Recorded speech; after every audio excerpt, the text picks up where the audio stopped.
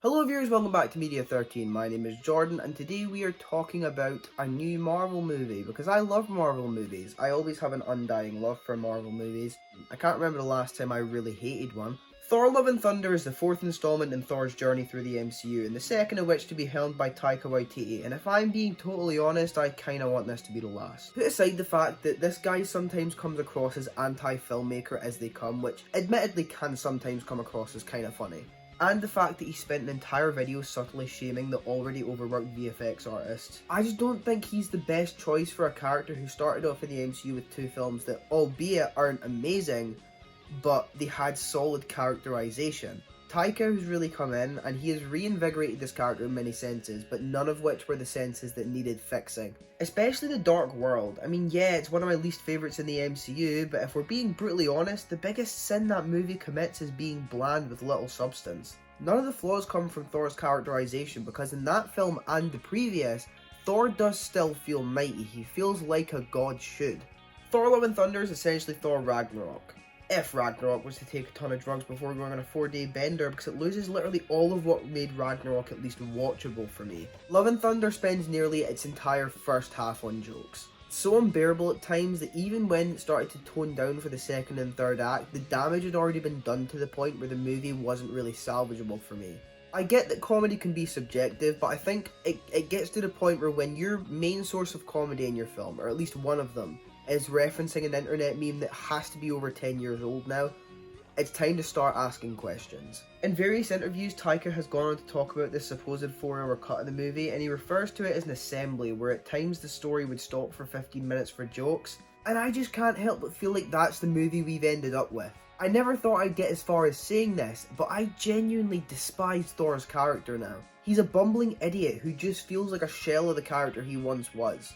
Oh, but Jordan, that's just progression. Yes, thank you, I'm aware how progression fucking works. Everything just feels hollow too.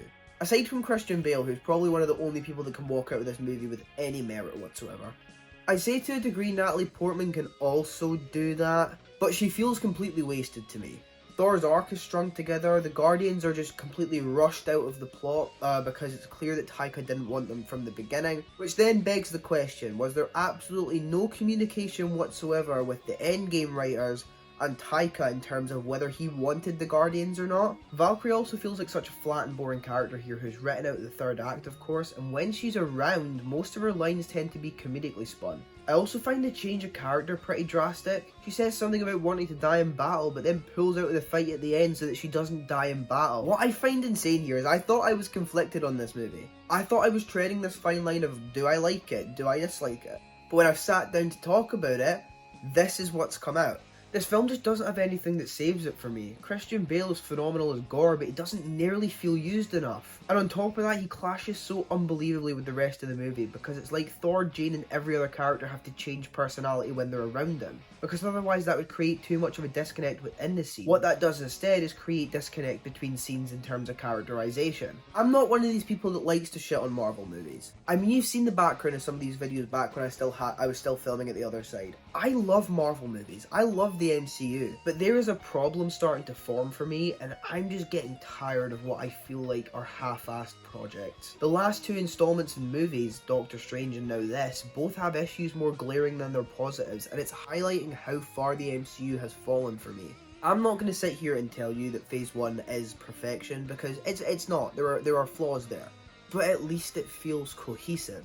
Every character feels written as they should be. Thor felt mighty, he walked like a god, he talked like a god, and he acted like one. And now he's just a moron, and honestly I'm not sure how long I'm willing to let the he's spending time with civilians or people on Earth warp the perception that I do think his character is too far gone.